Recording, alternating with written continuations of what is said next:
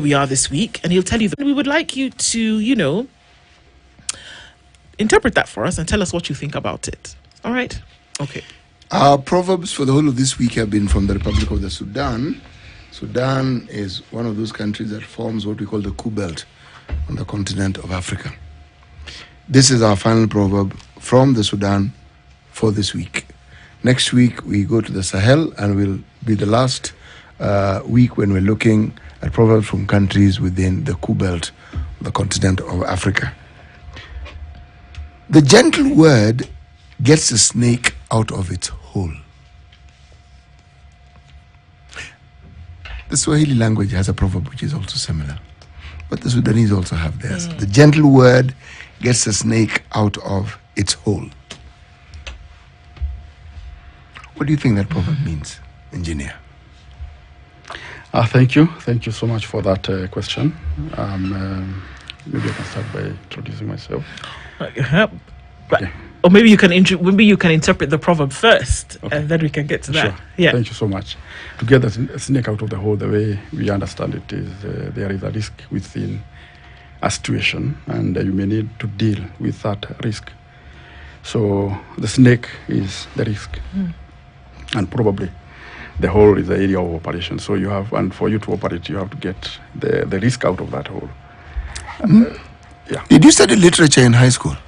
I did, though I was not so good, but I did. No, I beg to differ. You were good. Really good. You were very good, because you've given that proverb very succinct and distinct application. Thank you. Yes. So that's why I asked the question. Fantastic. Yes. Maybe it was your teacher of literature who didn't know what they were doing. Maybe they marked you on a bad day.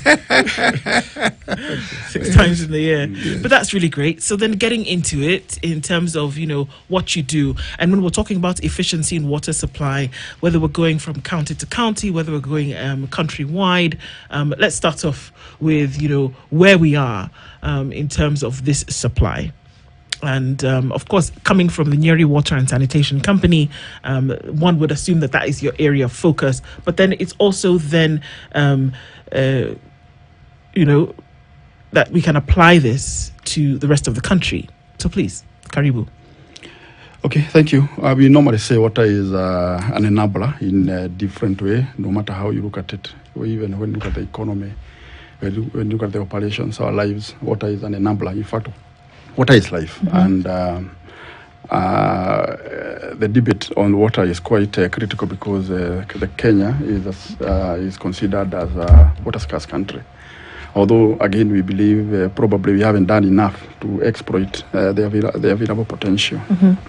Having coming from Nyeri, and I'm happy, and I'm very, very happy to be here today, because courtesy of the county government of Nyeri, when you look at the water sector reforms, the water function is devolved, and we are, Nyawasco is owned by the county government of Nyeri, where we operate. That is our area of operation. Yeah. In fact, Nyawasco is one of the over 90 regulated water companies in Kenya, and among the top performing WSP for that matter. So we appreciate the effort for each and every stakeholder. But water is our business, and we are very keen, and one of the issues we really look at is sustainability. How do you ensure we have water today, tomorrow, and for the generations to come? So much has been done, both by the national government and the county government. And also, when it cascades, it goes all the way to even the company's operational level, where we do so much to ensure that we supply quality water to each and every of our consumer. So that is a business, and that is why equally tomorrow we have a specific day set aside since 1993 to the World Water Day, which we are celebrating, and this year's theme is about glacier preservation, because glacier preservation, I think, is one of the key sources of fresh water in the world. So in a nutshell, this is a very critical debate or discussion, because without water, I think, there will be a crisis. In fact, we also say probably the third world war will be about a water resource. Sure. So we'll talk about sufficiency and efficiency of the supply. First of all, I mean, conversations just around, is there enough in terms of supply of water to go round? We don't have enough water resource. Capacity is there and not fully exploited because we have other challenges. Because even when you look at the aspect of availability of that resource, there is more required to be done. And one of the key challenges we are having currently, as much as we are a water source country, is also about issues touching on finances.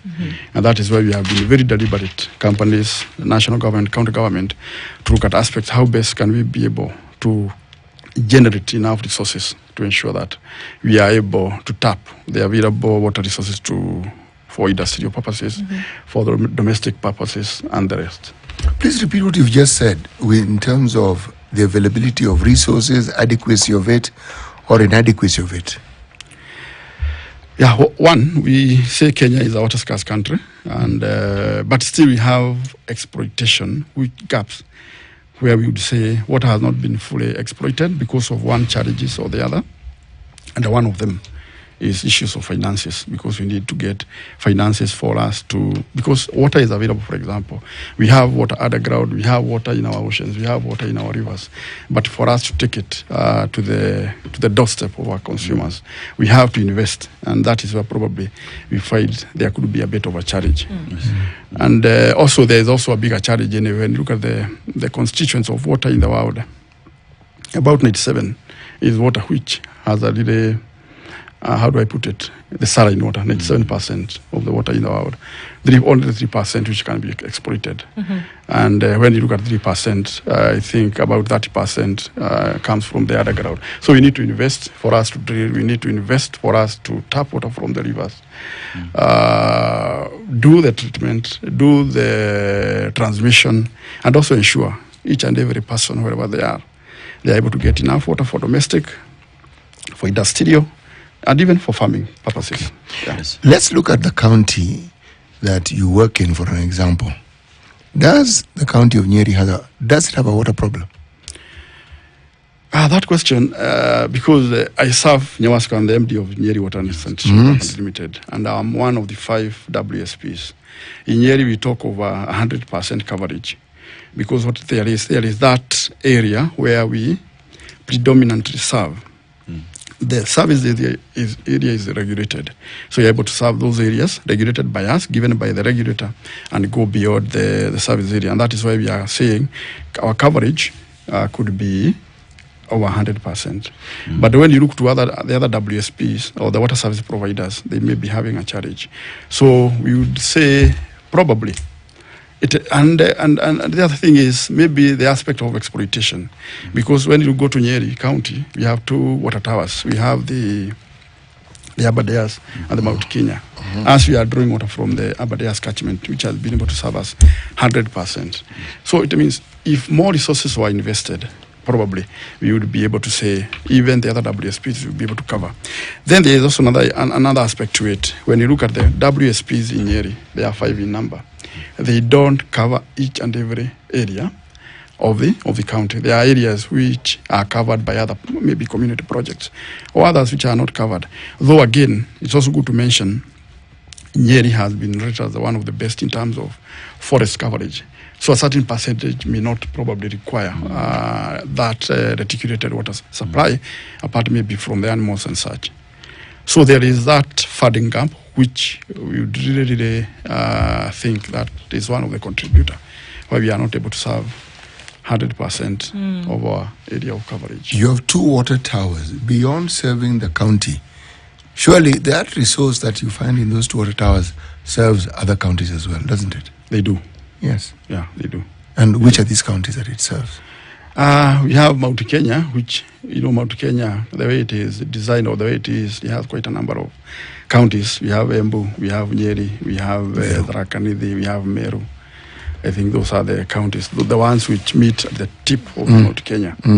And then Aberdares, we have Nyeri, we have Laikipia, and we have Nyandarua, even Kiambu, even Nairobi here as we talk, because they also draw water from the Aberdares catchment. So they serve different counties at different levels. But for Nyeri, we have been able to exploit or to abstract 100% over demand from the Abadeas catchment. What contribution does the county government of Nyeri do to enhance its forest cover? Because there is a very direct correlation between forest cover and the availability of this resource we refer to as water. There have been so much. One, maybe I can start with the institutional arrangement, because Yes. like now, we have the county government and we have the executive part of it, where we Yes. have also the different departments. And we have one which is the water, sanitation, and natural resources. And they have been very committed in terms of conservation, and we partner. So they support, and they also they allocate budget towards conservation, tree growing and such. And in fact, I had mentioned, we are lucky that Nyeri is one of the counties, in fact, it's the top in terms of forest coverage. And that is now. So there are so much, even as a WSPs, we are doing so much to ensure we have a future for the future generation, because we may talk about being the top coverage today. And what about 10 years from now? And that is where we are also happy that the national government was very deliberate, equally, to come up with a national tree growing campaign targeting to do 15 billion trees by 2032. Nationally, the forest coverage is about 10%. Yes. In fact, below 10%, which is not adequate. And we are quite ambitious. We want to hit 30% by 2032. So the county is doing so much, and then they also support the water companies, other key players. We have the Resource Users Association, that is the Water Resources Authority, and even community. And also those beneficiaries, those people also, like industries, who are getting water from those catchments, are also encouraged to continue playing part in terms of conservation. So, when we talk about efficiency in water resource supply, there is the aspect of, as the city has said, in terms of forestry and ensuring that it is protected. But there is the other aspect as well of reuse and recycling water resources that we have, and this goes hand in hand in ensuring that the resources that we have can serve us not once but severally. So in terms of Nyawasco, these information getting to the people, how are you having that conversation? Yeah, you're right on point. The issue of conservation, the issue of efficiency is quite critical when it comes to water resource, because there is that aspect of recycling, reuse. And when you go out there, you find there are some other countries where they are able to recycle efficiently and utilize. For Nyeri, because of issues touching on topography, it's something we have been thinking about, but we have not yet there. Because when you look at the cost of recycling vis-a-vis this available water supply, we find probably to be easier for us to just utilize, treat, and also discharge back to the environment, to ensure that the water we discharge back to the environment can be used by the players, or rather by the demands downstream. So in a way, at the moment, we haven't recycled enough, or rather we are not recycling. But that is a consideration, because like now, we are able to abstract 100% of our demand from Chania River. We draw it from Chania River. It means in the next 10 or so years, probably, because when you look at the trend of how the flow has been, the river will not be able to supply enough water for us to supply. So we have been also be strategic enough, trying to look at options, how best can we utilize or rather recycle what you are using. The other thing is also, and I have mentioned about it, ensure our processes, whatever we discharge back to the environment, can be utilized by the next consumer downstream. So that is how we are looking at it, and we believe we shall be able to assure future generations of adequate water supply. But when you talk of efficiency, again, it's about issues of input and output. You ensure that you get maximum out of the input. And in Nyeri, what we have ensured is the amount of water we abstract from Chania River, very least is wasted. In fact, the company is the best performing in terms of non-revenue in the country. We have been at around 17% when you compare with the national level, which is about 40%. So we have been very deliberate and ensure our processes are efficient. Water is quality.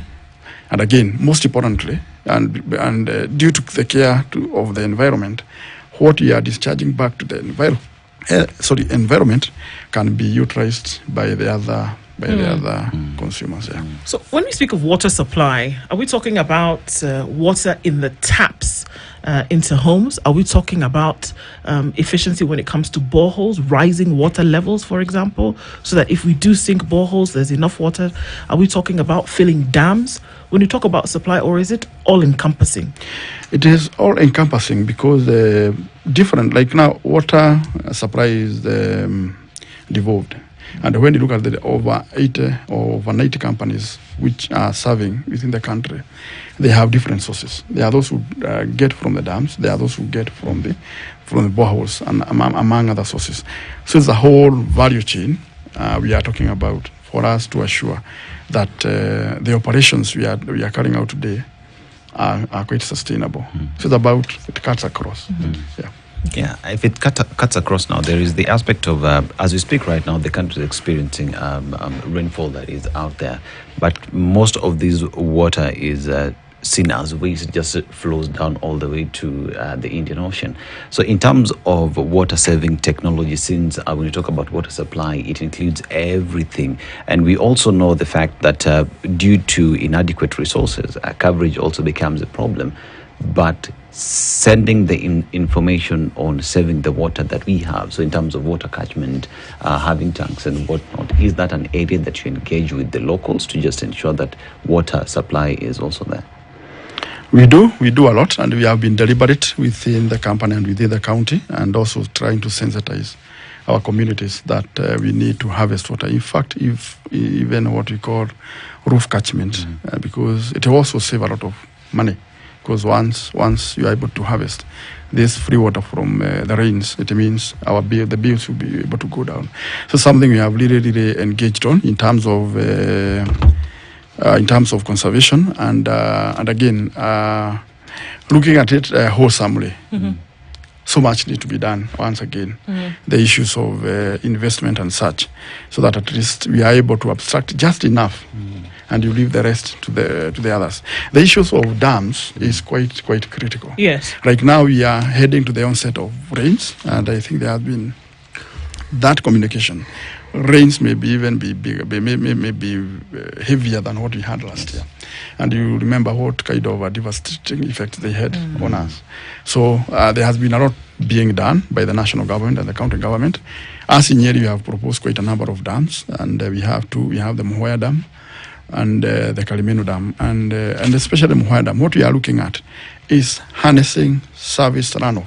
Whenever it rains, you are able to hold that water, so that during the dry seasons, we are able to supply that water to all of us. And the beauty of it, like now, the way the sector is, water companies serve domestic water.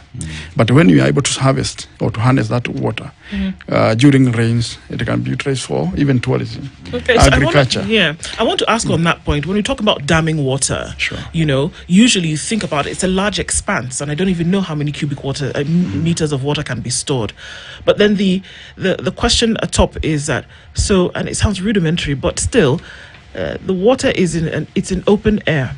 When you have to deal with issues of evaporation and things like that, how actually is that water preserved, and for how long that you can then, because we're looking at months between a rainy season and then a drier season where that water can be either monetized or you can be for use and piped.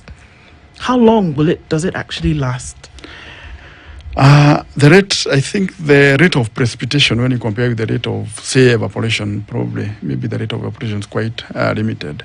And you know what happens? Water flows just by gravity, and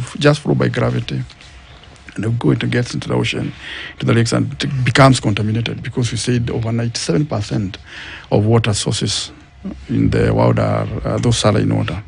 So it is it's a good thing to enhance conservation or preservation for that purpose.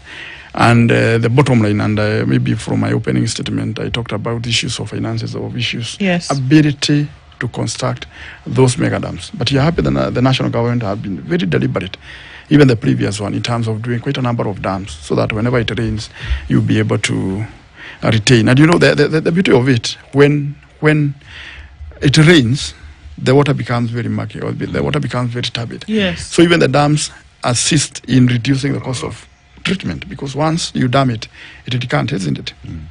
and you're able to reserve quite a lot of water, which can be taken even through several seasons.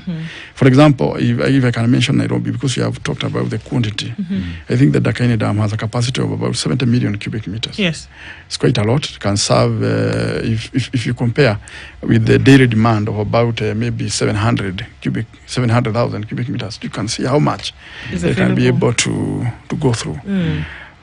So it is an important thing. But it requires commitment. It requires financial muscle or investment, so that at least it is implemented and achieved. Indeed. When you talk of other sources, because even in the air we have water. Yes. When you go out there are countries which are trying to harness water from the air. But for us, Kenya, and maybe some parts of Africa, not necessarily everywhere, it may be counterproductive. The cost of harvesting that water from the air, when we have rivers which we can conserve and protect for future generations, does not compare. So we are, as much as we continue to employ technology, there's also aspect of, is it viable? Is it a good thing? Or what options do we have instead of going to the air or any other area, or recycling for that purpose? Are we able to protect what we have in our rivers, in our dams, and also ensure continuity of service provision? Indeed. Engineer Peter Kahotho is our guest this hour, the MD of the Nyeri Water and Sanitation Company. We're looking at efficiency in water resource supply in commemoration of World Water Day, and then just, trying to understand, okay, so where can we go? What can you actually do in terms of working with the surplus at some point? We continue with those very important insights when we come back from this at 28 minutes to 10.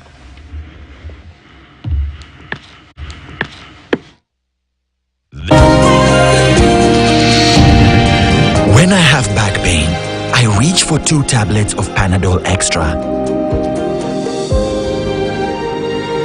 It's boosted by caffeine for fast relief of strong pain, like headache, toothache, and muscle pain. And I am finally released from pain and ready to be there for those who need me.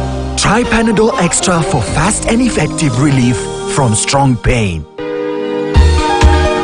Hello and welcome to Health and Wellness, where we explore new health trends, wellness tips. In the mental space, we never ask what is wrong. We always ask what happened. We feel the pain of our patients. And ways to just embrace a happier and healthier life. Small changes can make a very big difference to your overall health. For this intervention, we don't use any general anesthesia. Oh, really? So the patient is awake with us, talking to us throughout the procedure.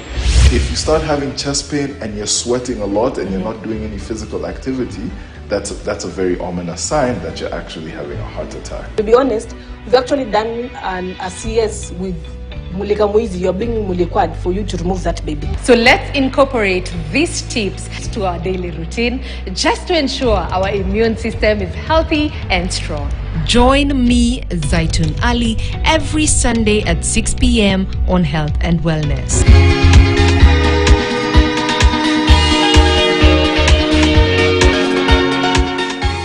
Sensodyne gives you long-lasting protections against sensitivity. And people come in and they're like, oh, it works. I can have ice cream and I'm not in any discomfort. I recommend Sensodyne because it works. It's brilliant. A happy mouth is a happy mind. This World Oral Health Day, Sensodyne is giving you 50% off on select products to keep your teeth strong. Grab your pack from any Carrefour, Naivas, Chandarana or Quickmart stores only from 20th March to 23rd March.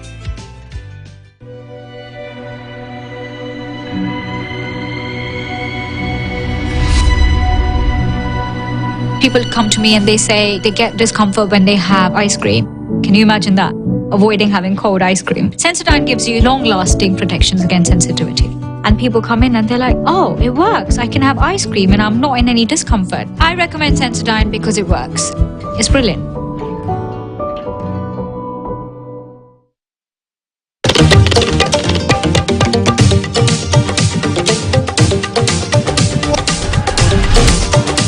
This week on Club Kiboko.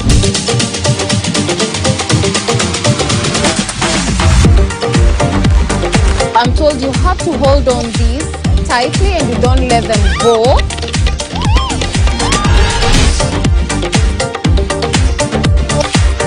This is what I'm talking about right here on Straight Up Show. Love him, love him!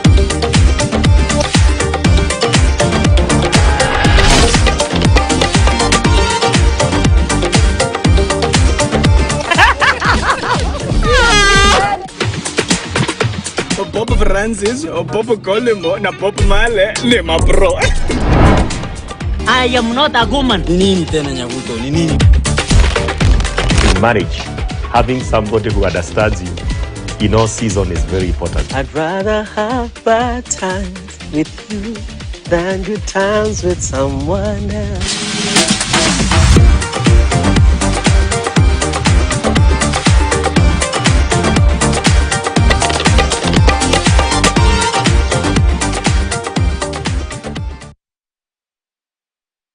Subscribe to the Smarter Bundle today. Dial *544# or visit My Airtel app. Airtel Smarter Bundle. Browse, chat, call. Airtel Money. Airtel, a reason to imagine.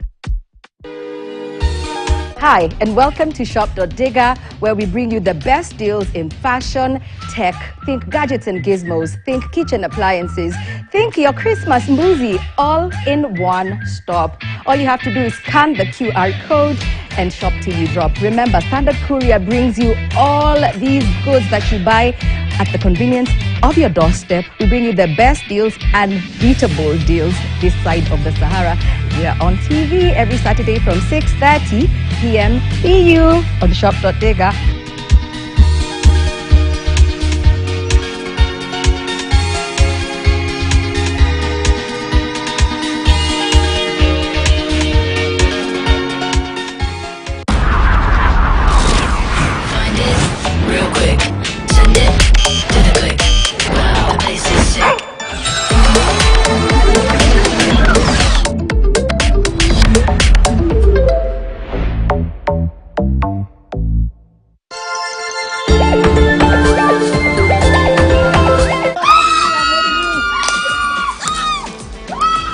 The first activity will be with the wall swing, The group Zumba, the waterfalls, archery, wall slide, the zip line, canopy walk. Mud Fun is our major activity. Those are the IBs, the Adada IBs. So the whole entire experience is for us to go back to our childhood memories. Welcome to the pristine wilderness of Embu County.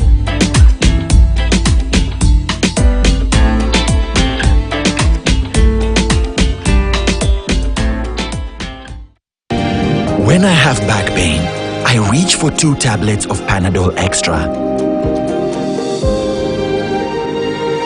Try Panadol Extra for fast and effective relief from strong pain. Employing technology so that if you are in a setup, say, of a company, and just giving an example, you are paying so much for a certain process, say for a water treatment process, and you adopt a technology which will save you 50%. That 50% left can be utilized to ensure you invest in terms of infrastructure and such. Engineer, is there any part of this country that never gets rain at all? At all? Meaning, it doesn't matter what you do, there's no day it gets rain. No, I doubt whether there is. There isn't. Yes. Sure. My thoughts exactly. Now, I asked the question because when we look at the subject of sustainability, you want to look at resources that are readily available.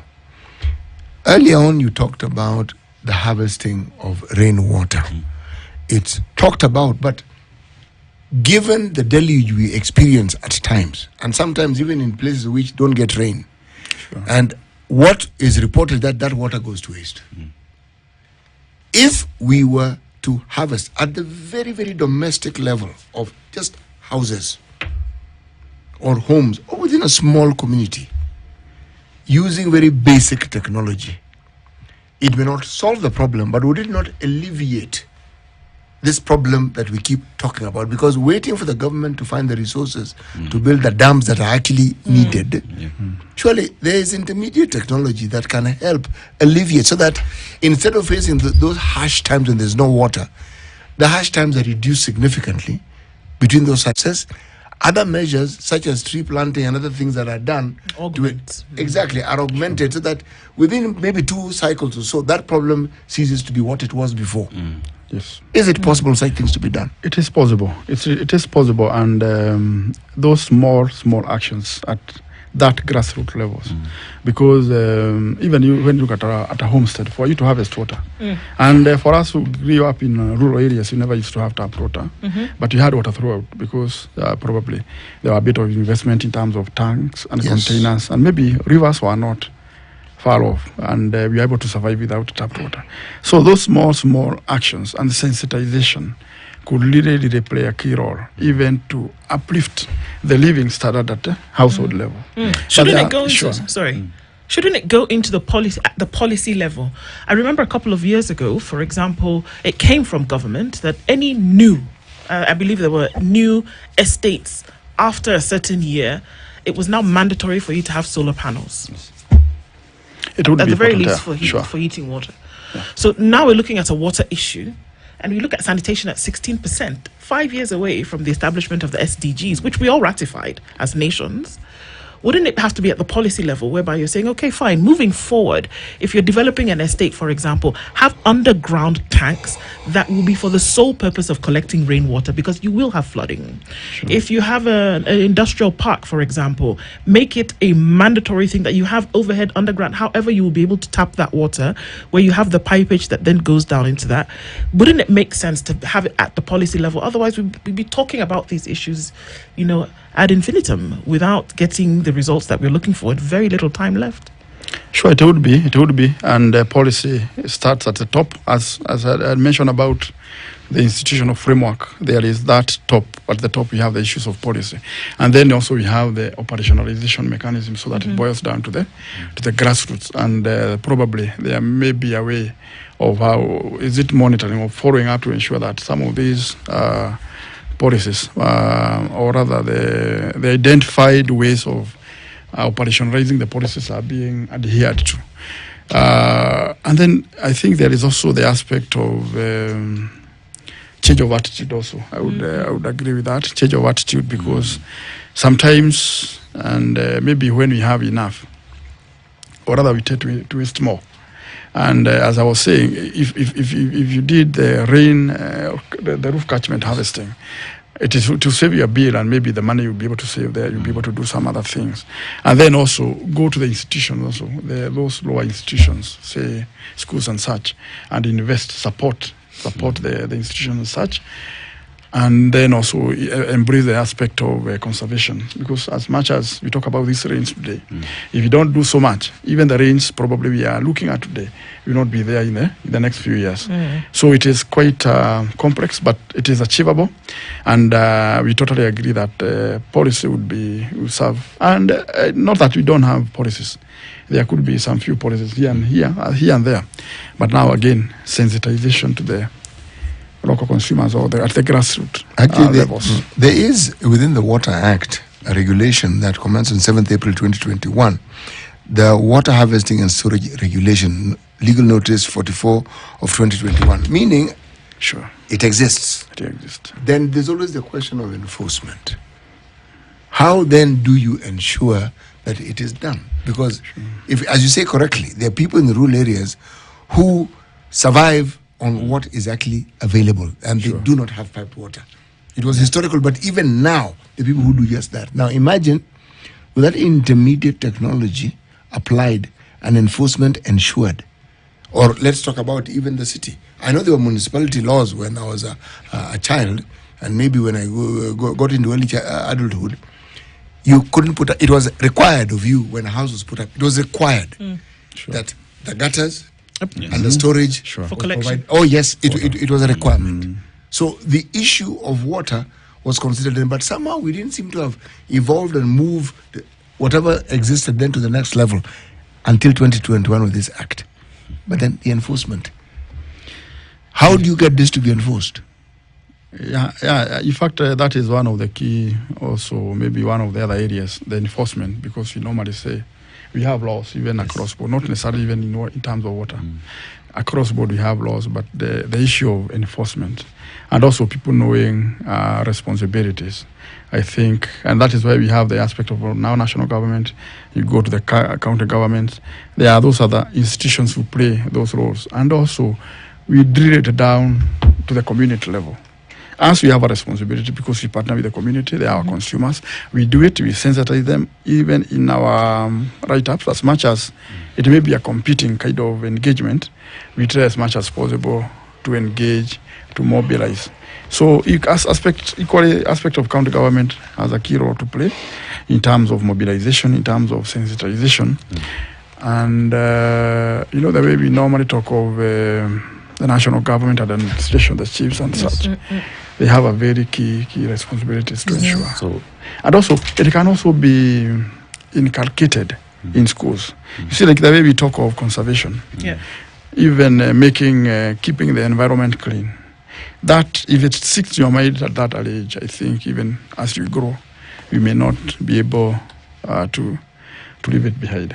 Now, Engineer, you talk about conservation, but let's talk about the fact that Inyawasco and other WSPs have invested heavily in ensuring that water is provided for the masses, for the populace out there.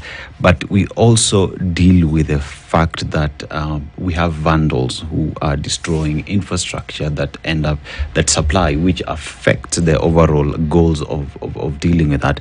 So in terms of dealing with that and applying technology and also just sending the message home, because at times you find someone is in the kitchen washing dishes, but the water is just running throughout. Pipes are leaking, no one bothers in fixing that, and that overly affects the distribution and supply of water. So to just have a discussion on that, what should the Kenyan Mwananchi do in ensuring that they equally pull their weight in this sector? You are right on point, because the issue of vandalism is quite critical. It's quite one of the biggest challenges we are handling at the moment, even in Nyeri. And it cuts across, not necessarily even in the water infrastructure, even telecommunication power, everywhere you go. But we are handling it by the issues of vandals, and we have tried to partner. And this juncture, I would really want to appreciate the role the Tana Waterworks Development Agency plays. Again, I'm here courtesy of Virginia Geshoke, the CEO of Tana Waterworks Development Agency. We partner, and through the national government, or being a national government entity, they host what we call the Water Police Unit, which has partnered with us and local administration to deal with vandalism. In fact, as we speak, we are losing quite a lot, over 500,000 Kenya shillings per month.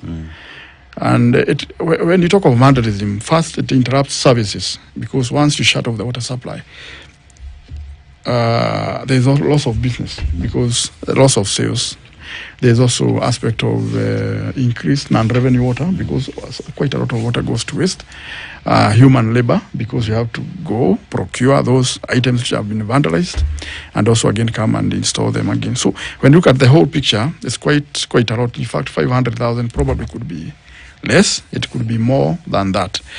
And we have partnered with the local administration, the chiefs, engaging the community, engaging with the scrap metal dealers, water police unit, the staff themselves also, because they are our ambassadors out there, and also partnering with the consumers, because by the end of the day, when something happens, most of the time, you confirm maybe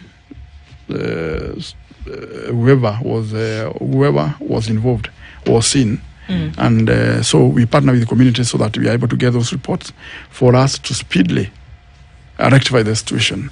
And that is what we are talking about, also efficiency. How much time do you take once a water supply is interrupted? How much time do you take before you reinstate? But you are doing it at a cost.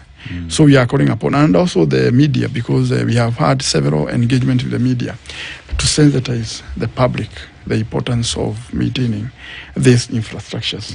They are not enough, and the little we have, they are vandalized. But the other thing also, because we are not also sitting pretty, just waiting for vandalism, we are also adopting technology trying to go for those appurtenances, fittings and pipes, which are less attractive to the vandalism. Because what we have noted, what they are more interested in is brass, that brass material or that metallic material. So you're able to do with the IPS, PVC, and HDP types of material. It means it will reduce the appetite for the vandalism. But again, it is also an economic sabotage because if it happens at a large extent, it means so much. If you have like Nyeri, if you don't supply water to Highlands, to Coca-Cola, it means they may not produce. So economically, they will be going down, and those probably depending on them, they will be really be affected. So we have those avenues, mobilizing, partnerships, adoption of the current technology, and the most important, enforcement. As we speak, you have quite a number of cases in court, some in jail, who have been prosecuted because of that, getting involved with the aspect of vandalism. Yeah. Sure. You know that, sorry, go ahead and do. Okay. As we look at, I think about all the different, and this is just so many moving parts, so it must be, I mean, quite a challenge to deal with all of them. But then I think about the water sources in this country, and the natural water sources, whether we're looking at rivers, lakes, and such. And I think about the Nairobi River, and I've been privileged to see different parts of the river. Unfortunately, I've never seen a clean part of the river. And that whether that is due to human waste, or whether that is just due to irresponsibility, or whether it is due to effluents being then, run off into the water sources, east to west, the sources of water also are a pain to be able to think about, which obviously contributes to, when we talk about the supply and efficiency, rather the sufficiency and efficiency of the water supply. What is being done to ensure that actually you do have water sources running clean?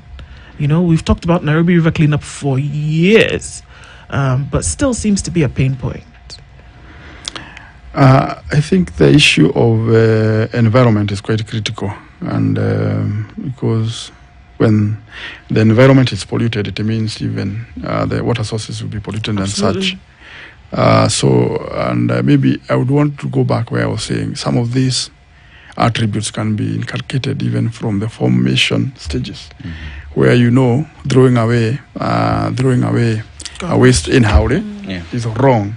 Even within yourself, you feel it is wrong. Though we also have the aspect of attitude. Then again, it also goes back to inadequacy of the infrastructure. If we have, say, overflowing sewerage or sewerage systems, because probably the ones we have were done so many years ago, maybe we haven't invested enough for us to take care of everything which is being generated, could cause that. But I also think if there are those strategies in place where waste is well managed, because we say waste is not a waste until you waste it. So it means if you don't waste it, you can recycle, the aspect of recycling and all that, reuse and all that. So I think there is more effort may also be required to be put, and I think that responsibility goes down to the county government.